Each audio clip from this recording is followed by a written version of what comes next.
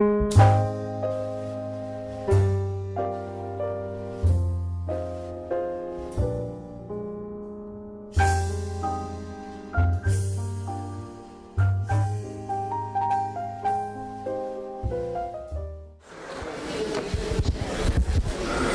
días, estimados amigos. El día de hoy es una fecha trascendental. Hace 30 años la Facultad de Estomatología, que inicialmente se inició con el Departamento de Odontología, subdividió ese departamento en 3 departamentos: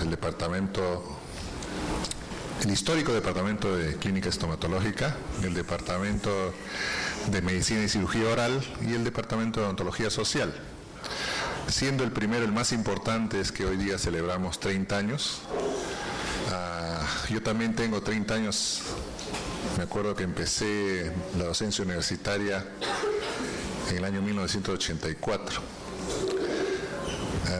Así que esta fecha es muy especial. Y por ser muy especial, hemos invitado a un magnífico conferencista, el doctor Hugo Lozada. Bueno, su currículum, ustedes tienen un resumen del mismo. Quiero enfatizar que el doctor Lozada es un coaching acreditado, tiene la profesión de psiquiatra y también ha desarrollado bastantes actividades en lo que es organizaciones de empresas, todo lo que es manejo del talento humano. Así que le hemos pedido una conferencia hoy día que les haga cambiar su vida. Dejo de ustedes al doctor Lozada, a quien pido que lo recibamos con un fuerte aplauso. Gracias.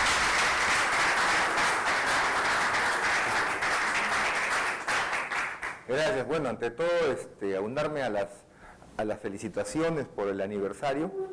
Y bueno, vamos a trabajar, como ustedes habrán visto en mi currículum, yo soy médico, soy psiquiatra, pero me he dedicado, aparte, lógicamente, mi labor asistencial como psiquiatra, que no dejo de serlo, al tema de lo que es la motivación, el trabajo con las personas, tanto a un ámbito personal como también en un ámbito organizacional. Entonces, cuando hablé con el doctor Ronquillo, me dijo, ¿qué puede ser que estamos en este aniversario? ¿Y qué podría ser que digamos, pueda dejar un mensaje? Porque lo que yo trato de hacer siempre en las charlas que doy es tratar de dejar un mensaje. Yo digo, el tema actualmente es la actitud. Es la actitud. O sea, acá hay un tema de que cuando nosotros nos comenzamos a desarrollar en nuestra vida, ¿qué es lo que realmente determina el que avancemos? ¿Qué determina cuando tú quieres, por ejemplo, estudiar odontología? ¿Es solamente los conocimientos, las habilidades? ¿O qué es lo que determina? La actitud, pues. La actitud es lo que uno determina y dice, sí, voy a continuar mi carrera, voy a acabarla, voy a ser profesor universitario, o todas las actividades de vida que yo desee desarrollarme, ¿no? Y es en esta dimensión es que me baso en esta charla en un libro de un señor Cruz, un mexicano, el doctor Camilo Cruz, que trata un tema que se llama la vaca. Vamos a entender a qué es lo que él le llama la vaca. Y sobre eso es que va a versar la charla que voy a compartir con ustedes. Voy a ponerles el video para que primero ahí nos centremos en el tema. Antes de hablar de las enseñanzas de esta metáfora, quiero que escuches la trágica historia de la vaca y pienses en las aplicaciones que pueda tener en tu propia vida. La historia cuenta que en cierta ocasión un viejo maestro deseaba enseñarle a uno de sus discípulos los secretos para vivir una vida próspera y feliz. Y sabiendo los muchos obstáculos y dificultades que enfrentan las personas en esa búsqueda por la felicidad, él pensó que la primera lección debía ser entender la razón por la cual muchas personas viven atadas a una vida de conformismo y mediocridad.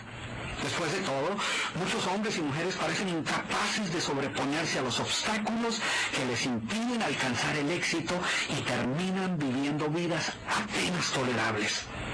El maestro sabía que para que el joven pudiera entender esta importante lección, debía ver por sí mismo qué sucede cuando permitimos que la mediocridad gobierne nuestra vida.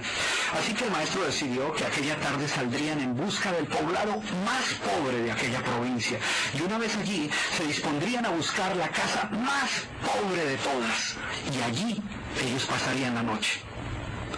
Y después de mucho caminar, los dos hombres llegaron a las afueras del pueblo, y allí, en la parte más alejada de un pequeño caserío, el joven se detuvo ante la casa más pobre y ruinosa que había visto hasta entonces. Aquella casucha, medio derrumbarse, sin duda alguna pertenecía a la familia más pobre de aquel vecindario. Sus paredes se sostenían de milagro, aunque amenazaban con venirse abajo en cualquier momento, y el improvisado techo dejaba filtrar el agua por todas partes. La basura y los desperdicios se acumulaban por todos los lados, dándole un aspecto aún más decaído al lugar. Y lo más increíble era que en aquella casucha de apenas 10 metros cuadrados vivían 8 personas. Sus miradas tristes y sus cabezas bajas y sus ropas sucias y viejas eran señal de que la pobreza no solo se había apoderado de sus cuerpos, sino que también había encontrado albergue en su interior. Sin embargo, en medio de este estado de penuria y pobreza total, la familia contaba con una posesión sorprendente bajo tales circunstancias. Eran dueños de una vaca. Y aunque el animal no era gran cosa, como era su única posesión, no era de extrañar que la vida de aquella familia girara en torno al animal. Hay que darle de comer a la vaca, asegúrese que la vaca ha bebido suficiente agua, vaya y amarre la vaca, es hora de ordeñar la vaca. En fin, la vaca jugaba un papel de gran prominencia en la vida diaria de aquella familia, a pesar que la escasa leche que producía a duras penas era suficiente alimento para sobrevivir. No obstante, la vaca parecía servir un propósito mucho mayor. Era lo único que los separaba de la miseria total. Y en un lugar donde el infortunio y la escasez eran el pan de cada día, su vaca los hacía sentir que no estaban tan mal, porque sus vecinos eran igual de pobres, pero ellos no tenían vaca. Así que ellos pensaban, no podemos quejarnos, porque después de todo tenemos nuestra vaca. Y allí, en medio de la suciedad y el desorden, el maestro y su discípulo pasaron la noche. Al día siguiente, muy temprano, asegurándose de que no fueran a despertar a nadie, los dos viajeros se dispusieron a continuar su camino. El joven no estaba seguro de haber aprendido la lección que su maestro había querido enseñarle. Sin embargo, antes de emprender la marcha, el anciano maestro le dijo en voz baja: es hora de que aprendas la lección que vinimos a aprender. Después de todo, lo único que el joven había visto durante su estancia eran los resultados de una vida de conformismo y mediocridad, pero aún no estaba claro qué había llevado a esta familia a tal estado de abandono, y esa era la verdadera lección. Lentamente el anciano caminó en dirección al lugar donde se encontraba atado el animal, a no más de 50 metros de distancia de la casa, y allí, ante la incrédula mirada del joven, y sin que éste pudiera hacer absolutamente nada para evitarlo, el anciano sacó una daga que llevaba en su bolsa y con un rápido y certero movimiento proporcionó al animal una herida mortal que ocasionó que se derrumbara instantáneamente y sin hacer mayor ruido. El joven no podía creer lo que acababa de ocurrir. ¿Pero qué has hecho, maestro? ¿Qué lección es esta que para aprenderla requiere dejar a una familia en la ruina total? ¿Cómo has podido matar a esta pobre vaca que era su única posesión? ¿Qué va a suceder con ellos ahora? Sin inmutarse ante la preocupación y la angustia de su joven discípulo, y sin hacer caso de sus interrogantes, el anciano se dispuso a continuar su marcha dejando atrás esa macabra escena. El estudiante no podía dejar de pensar que sus acciones habían condenado a muerte a aquella familia. ¿Qué otra suerte podía correr tras haber perdido su única posesión, su única fuente de sustento? La historia cuenta que un año más tarde, el maestro llamó al joven discípulo y le sugirió retornar nuevamente a ver qué había ocurrido con la familia. La sola mención del episodio fue suficiente para despertar en el joven el recuerdo del papel que él había jugado en la suerte de aquella pobre gente. ¿Qué les habría ocurrido? ¿Sobrevivieron el duro golpe? ¿Pudieron empezar una nueva vida? ¿Cómo los encararía después de lo sucedido? Así que a regañadientes el joven emprendió el regreso a aquel lugar y después de varios días los dos viajeros llegaron nuevamente al caserío. Pero por más esfuerzo que hicieron, no lograron localizar la humilde vivienda. El lugar parecía ser el mismo, pero donde un año atrás se encontraba la escuálida casucha, ahora se levantaba una casa grande que aparentemente había sido construida recientemente. Lo primero que cruzó por la mente del joven fue el presentimiento de que la muerte de la vaca hubiera sido un golpe demasiado duro para aquella pobre familia. A lo mejor se habían visto obligados a abandonar aquel lugar y una nueva familia con mayores posesiones se había adueñado del lugar y había construido una mejor vivienda. Todo esto pasaba por la mente del joven mientras se debatía entre acercarse a la nueva vivienda a indagar por la suerte de la familia o continuar su viaje y así evitar la confirmación de sus peores sospechas. ¿Cuál no sería su sorpresa cuando del interior de la casa vio salir al mismo hombre que un año atrás les había dado posada? Al principio el joven no pareció reconocerlo, pero después de unos minutos confirmó que efectivamente se trataba de la misma persona. El joven no podía creer lo que veía. Sus ojos brillaban, vestía ropas limpias, estaba aseado y su sonrisa y actitud eran muestras de que algo había sucedido. ¿Pero cómo es posible?, le preguntó. ¿Qué sucedió durante este tiempo? Hace un año, durante nuestra visita, fuimos testigos de la inmensa pobreza en la que ustedes se encontraban. ¿Qué ocurrió durante este tiempo para que todo cambiara? El hombre, ignorante de que el joven y su maestro habían sido los responsables por la muerte de su vaca, los invitó nuevamente a su casa y les contó cómo coincidencialmente el mismo día de su partida algún maleante envidioso de su escasa fortuna había degollado salvajemente al pobre animal. Y luego continuó: debo confesar que nuestra primera reacción ante la muerte de la vaca fue una de desesperación y angustia. Por mucho tiempo la pobre leche que producía la vaca había sido nuestra única fuente de sustento. En realidad, ella era lo único que nos separaba de la miseria total. Sin embargo, poco después de aquel trágico día nos dimos cuenta que a menos que hiciéramos algo rápidamente, muy probablemente nuestra propia vida estaría en peligro. Necesitábamos buscar otras fuentes de alimento para nuestros hijos, así que limpiamos el patio de la parte de atrás de la casucha, conseguimos unas semillas y sembramos algunas hortalizas y legumbres para alimentarnos. Después de algún tiempo nos dimos cuenta que la improvisada granja producía mucho más de lo que necesitábamos para nuestro propio sustento, así que decidimos venderle algunos vegetales que nos sobraban a nuestros vecinos y con esa ganancia compramos más semillas. Poco después vimos que el sobrante de la cosecha alcanzaba para venderlo en el mercado del pueblo. Y de repente sucedió. Por primera vez en nuestra vida tuvimos el dinero suficiente para comprar mejores vestimentas y arreglar nuestra casa. De esta manera, poco a poco, este año nos ha traído una vida nueva. Es como si la trágica muerte de nuestra vaca hubiera abierto las puertas de una nueva vida. Y el joven escuchaba atónito el increíble relato. Finalmente logró entender la lección que su sabio maestro quería enseñarle. Era obvio que la muerte del animal no había sido el final de aquella familia, sino por el contrario, había sido el principio de una nueva vida y de mayores oportunidades. El maestro, que había permanecido en silencio escuchando el fascinante relato del hombre, llamó al joven a un lado y le dijo en voz baja: déjame hacerte una pregunta. ¿Tú crees que si esta familia aún tuviera su vaca, habría alcanzado todo esto que ha logrado durante este año? El joven lo pensó por un momento y luego respondió: seguramente no. ¿Sí ves?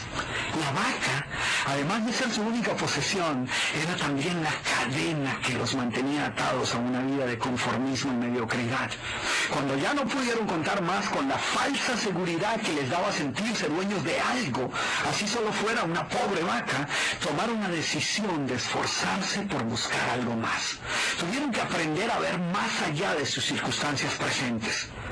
Y la más importante lección es que la vaca, que sus vecinos veían como una bendición, les daba la sensación de no estar en la pobreza total, cuando en verdad vivían en medio de la miseria. Bueno, he querido pasar para centrarnos en el tema. ¿Y qué estamos entendiendo entonces por las vacas? ¿Qué estamos entendiendo? Miren, yo sé que soy psiquiatra y normalmente podemos leer las mentes, pero todavía estoy en ese proceso. Todavía mi voz todavía no se audible. A ver, ¿qué es para ti la vaca? ¿Qué te ha transmitido? Una cadena que nos da una vida. Es un cambio brusco, siempre pronta a tener nuevos de ahí la Claro. Un momento en que o te tirás para atrás te dejabas o salías para adelante. Así es, ¿no? Has hablado de una palabra muy interesante, el cambio. ¿Por dónde empieza, doctor Ronquillo, el cambio? Para usted, ¿por dónde empieza? Por uno mismo, ¿no es cierto? Y eso es cierto, pues, eso es cierto. Por uno mismo empieza el cambio.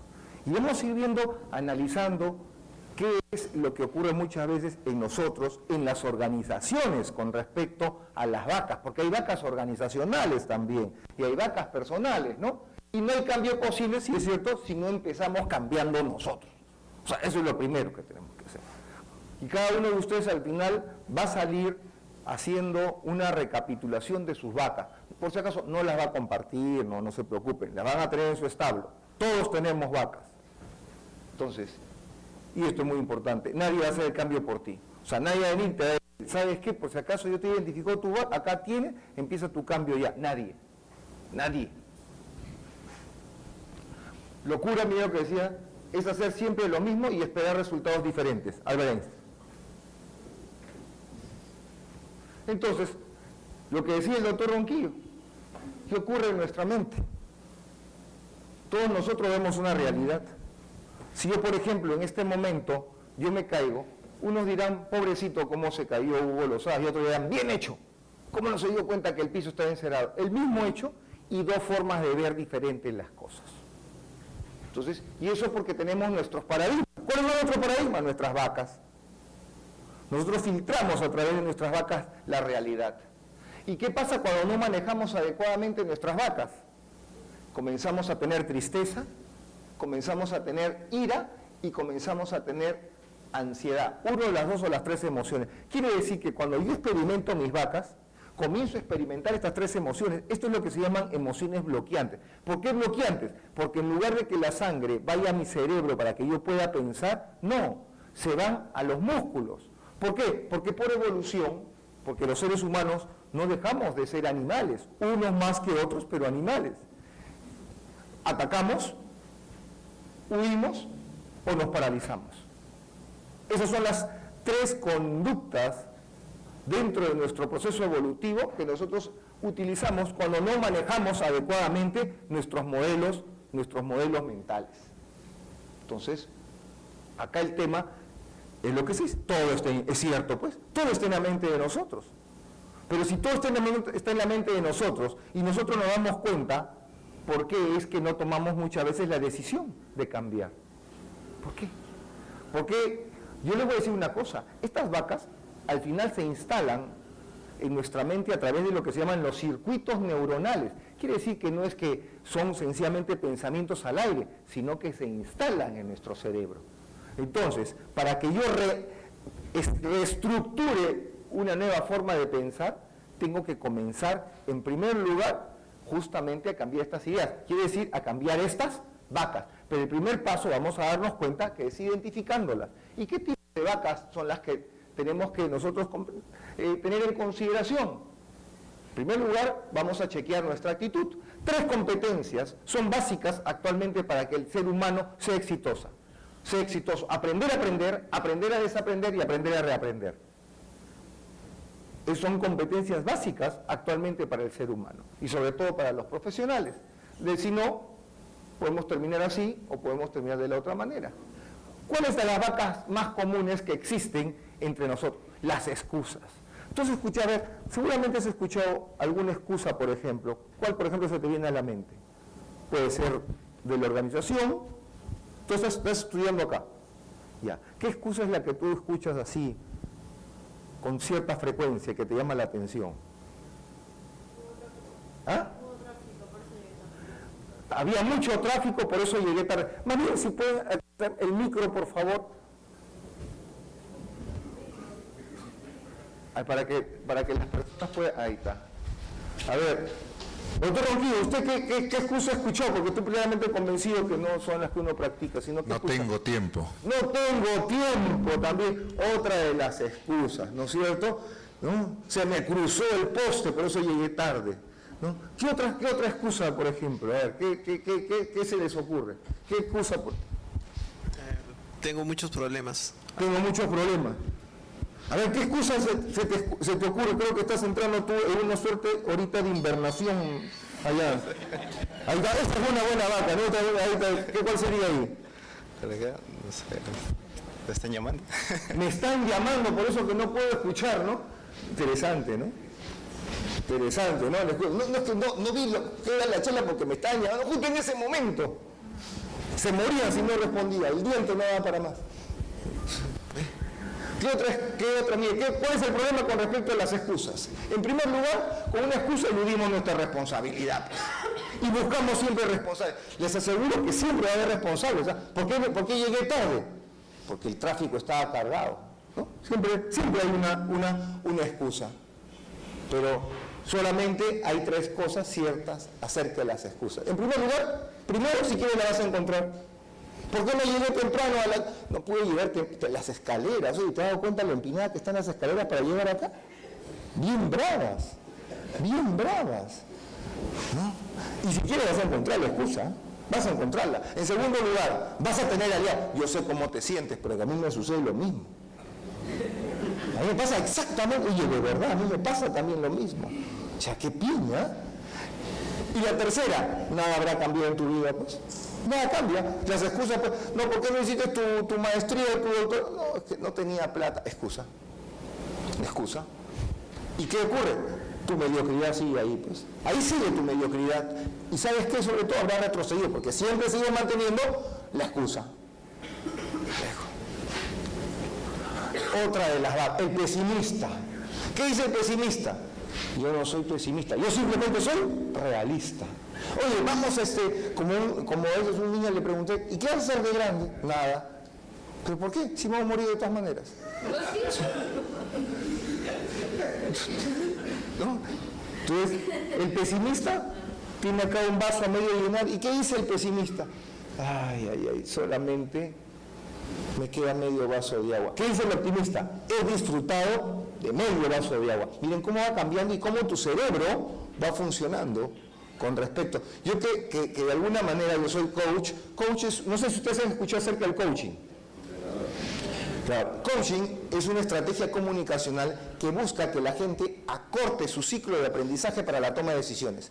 Mi trabajo, cuando trabajo como coach, es que ayudo a las personas a que tomen decisiones, porque a veces es difícil tomar decisiones. Entonces, un coach ayuda a que la gente genere escenarios para que tome la mejor decisión para ella, no la mejor decisión para el coach, para ella. Entonces, el pesimista, oye, pero ¿por qué no? No, ¿para qué? Pero vas a terminar no, ni hablar. La charla no quiero ir. Pesimista, ¿no? Entonces, pesimista. Yo no soy pesimista, yo simplemente soy realista. Eso es lo que dice el pesimista, pues. Siempre. Por favor, cualquier parecido con la realidad es pura coincidencia. Justificadores de mediocridad. También es la otra vaca. ¿Qué dice el justificador? Yo estoy bien, hay otros en peores circunstancias. Odio mi consultorio, pero hay que dar gracias que por lo menos tengo uno. No tendré el mejor matrimonio del mundo, pero por lo menos no nos estamos matando todos los días. No tendremos mucho, pero al menos no nos falta la comida. Con las justas pasé el curso, pero por lo menos no lo perdí, ¿no? Es decir, oye, los chicos, ¿cómo están pensando para dar un curso? Están contabilizando en base al 11. Tenemos eso en la cabeza. Oye, ¿cuánto te falta para pasar? Oye, nadie está preguntando, oye, ¿cuánto te falta para llegar al 20? ¿Cómo puedes hacer para llegar al 20? No, ¿cuánto te hace falta para pasar? Y ¿no? la mediocridad que a veces tenemos nosotros en la cabeza. Quizás es hora de aceptar que no soy tan inteligente como los demás. La culpa no es mía, la otra vaca. Mire, para la poca educación que tuve no me hallé tan mala. Lástima que mis padres no hubiesen tenido más visión conmigo. Si mis padres no se hubiesen divorciado, quizás me hubiese ido mejor. Así era mi madre, lo mío es genético.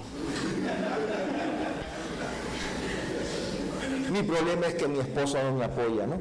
Eso, también eso, no es que uno sea sexista, pero a veces no es que mi esposo no me apoya. No, es que no he estudiado porque no me han apoyado, mis padres no han invertido en mí. No hago mi maestría en la calle, no, porque no tengo. Mi problema es que mi esposa es muy negativa. Lo que sucede es que no tuve buenos profesores que me motivaran a salir adelante. ¿Ve? La culpa no es mía. ¿Han escuchado la culpa no es mía por acá? ¿Se escucha o no? ¿Qué dice? Se siempre, ¿no es cierto? Falsas creencias, ¿no? Mujeres esperando el hombre perfecto, ¿están bien? ¿Existe el hombre y la mujer perfecto? No, pues no existe, pues. No existe. No, a veces yo escucho en mi práctica decir, ay, doctor, él era tan bueno. ¿Qué ha pasado con él? Toda la vida ha sido así. Las personas no somos ni tan malos ni tan buenos. Sencillamente somos humanos. Y hay que recordar también que el enamoramiento, por ejemplo, tiene fases. El enamoramiento está estudiado a nivel neurobiológico. La primera fase, por ejemplo, que dura alrededor de 15 meses, es básicamente una producción de un neurotransmisor. ¿Cuál es la dopamina? Después son 3 o 4 años, donde la primera fase es la pasión, básicamente, dopamina pura, satisfacción personal.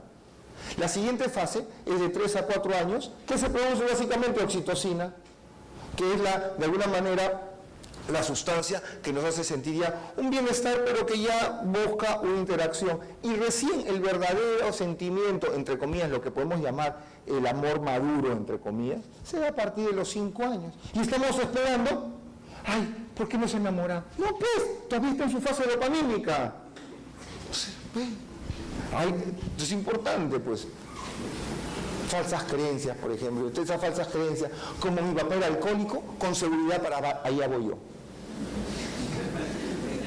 Yo no he querido tener mucho dinero porque el dinero corrompe.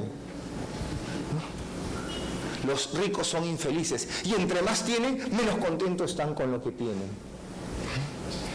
Miren, pues, las falsas creencias que ¿Han escuchado también falsas creencias o no? ¿Qué dice? Por ejemplo, ¿cuál has escuchado falsas creencias? ¿Has escuchado alguna falsa creencia? Que hablan sobre que no quieren tener mucho dinero, ¿no? Porque de repente no van a ser muy felices. ¿Y tú piensas lo mismo, por ejemplo? ¿No? No. Es normal. No, ¿a qué le llamas normal? No, bueno, depende del éxito de cada persona, ¿no? Con respecto a la actitud que ¿Qué quiera para ti alcanzar. el éxito, por ejemplo?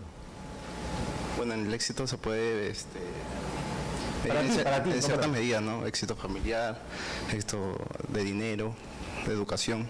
Ya, o sea, lo partes en diferentes contextos. Claro. Muy bien, muy bien, muy bien. Sigue chateando, no me preocupes. Entonces, fíjense. Miren, acá ustedes tienen sobre lo que está del éxito, mira. Harlan Sanders fundan KFC. Cobra 65 años. A veces dice, no, ya estoy muy viejo para aprender computación. Y hasta no, a veces llegamos, ¿no? Sobre todo en la universidad, yo también soy profesor y escucho a los profesores que, no, ya a estas alturas no va a aprender pues, computación. Para eso está mi secretario. No, uno tiene que estar con este tipo de competencias. Mira, y ustedes tienen a Harlan Sanders. ¿Quién más? Fíjense. 55 años, John Pemberton inventa la Coca-Cola. 52 años, Ray Kroc funda McDonald's. Mire, ¿acaso están pensando, pucha, me falta poco para morir? Al contrario. Estas son personas que de alguna manera, parte de eso es combatir sus propias vacas, enfocarse. Yo me acuerdo que hace un buen tiempo tuve la oportunidad de conversar con un poeta famoso peruano que falleció y falleció un día antes, o sea, converso un día con él y al día siguiente fallece. Y así que ahora van a pensar, sus conversaciones son de alguna manera castigadoras, ¿no? Y ¿sabes lo que él me comentó, este poeta que era muy conocido en el país? Me dijo, ¿sabes lo que más me preocupa es no cumplir con mis compromisos que tengo pactados en el extranjero? O sea, él estaba pensando todavía en el futuro. Él decía hoy día, bueno, estoy así, pero mañana puede ser diferente. Entonces, eso es lo importante, cómo nosotros comenzamos a conceptualizar lo que es la vida, lo que es mi día a día. en lugar de ponernos ante estas circunstancias que de alguna manera, estas vacas, que nos hacen experimentar ¿qué? Tristeza, ira o ansiedad. Entonces una manera de identificar tus vacas es cuando tú experimentas tristeza, ira o ansiedad, en niveles significativos. Excusar lo inexcusable, la otra vaca. Es que no me queda ni un minuto libre, ¿no? Esa es la típica también. ¿La has escuchado, no? ¿La has escuchado tú eso? ¿No me queda ni un minuto libre? No me queda tiempo. Oye, pero el gimnasio, olvídate, no me queda tiempo. Gimnasio no existe. Acá, por ejemplo, ¿cuántos de ustedes dedican 5 minutos al día en ver hacia dónde dirigen sus vidas? Que levanten la mano. Nadie. Ya 3 minutos al día. Nadie. Ya. A la semana una vez. Nadie. Sí, a la semana una vez. 3 minutos. 3 minutos. Y aquí vivir en todo el auditorio, 2, sí. Sin embargo, participamos en los planeamientos estratégicos. Y no hacemos el planeamiento más importante, que es ¿cuál? El de nosotros. Ese es el más importante, ese es el más importante. Aprender a manejar, por ejemplo, lo que es calidad y estilo de vida. Ustedes saben que existe 2 tipos de tiempo, el tiempo cronos y el tiempo kairos. Tiempo cronos, me levanto 6 de la mañana. Por ejemplo, cuando ahora viene para... O sea, normalmente, les soy honesto, yo me levanto tranquilo a las 7 de la mañana. A las 8 voy a trabajar pero eso de, oye, ¿a qué hora estás acostado? Estoy trabajando hasta las 3 de la mañana. ¿Y todos los días así? Sí. ¿Y a qué hora te levantas? 6 de la mañana. Estás muriendo. Una vez está bien, pero hacerlo parte de tu vida, el estrés mata. Entonces hay el tiempo crono. El tiempo crono, me levanto 5 de la mañana, que de ahí hago tal cosa, me preparo, voy a mi trabajo y al final, ¿cómo termina? Muerto. Y hay lo que se llama el tiempo kairos. ¿Qué es el tiempo kairos? Es el tiempo que me da calidad y estilo de vida. ¿Cuántos de nosotros cortamos, por ejemplo, la semana? A media semana hacer mi hobby, por ejemplo. Muy bien, te felicito. ¿Y qué hobby tienes? Muy bien, muy bien, muy bien. Eso es calidad de vida. ¿Estimulas qué? Tu serotonina. Sobre todo eso, que ustedes saben que es el neurotransmisor que tiene que ver con qué? Con el estado anímico. Entonces, eso es bueno. Eso es bueno. Entonces, ¿qué hacemos nosotros por nosotros mismos? Que viene a ser la pregunta. ¿Cuántos son los pilares que dan estabilidad emocional? ¿Y cuánto nos preocupamos de ellos? ¿Cuáles son nuestros pilares? La familia, la pareja, los amigos y el trabajo o estudio. Quiere decir que no todo es trabajar. Familia me refiero a papá, mamá, primos, tíos, todos. Hijos. Pareja, se asume una sola. Amigos, tu red social, cuánto compartes con tus amigos y tu trabajo de estudio. Cada uno de estos me aporta hasta el 25% de mi estabilidad emocional. Miren lo que digo, hasta el 25%. Y para hablar, y cada uno de ustedes puede hacer el ejercicio, puntéese ahorita de 0 a 25. ¿Cuánto tiene actualmente como pilar de estabilidad? O sea, cuando yo digo pilar de estabilidad significa que yo cuento con ese pilar para atravesar momentos difíciles, para afrontar también momentos simpáticos, de 0 a 25. Un señor me dijo, doctor Lozano, yo estoy doblemente estable en pareja, ¿por qué? Porque tengo 2. No, a eso no se refiere. A eso no se refiere. Ahora, para hablar de estabilidad, la sumatoria debe ser mayor o igual al 75%. ¿Por qué? Porque estos son pilares dinámicos. Ojo, quiere decir que yo establezco una estructura en mi vida misma sobre la base, sobre la cual me preocupo por tener estos pilares. Entonces, importante. En esta charla, por ejemplo, mi esposa ha sido recientemente operada y justo le decía al doctor, yo estuve a punto de no venir, le dije, pero tenía un compromiso con ustedes y lo que me dio tranquilidad es que mi esposa ya estaba mejor, en la clínica, está engreída, ya, bien. Entonces, ya mi pilar pareja ya está ahorita controlado. Porque ustedes saben, que también el amor es un trastorno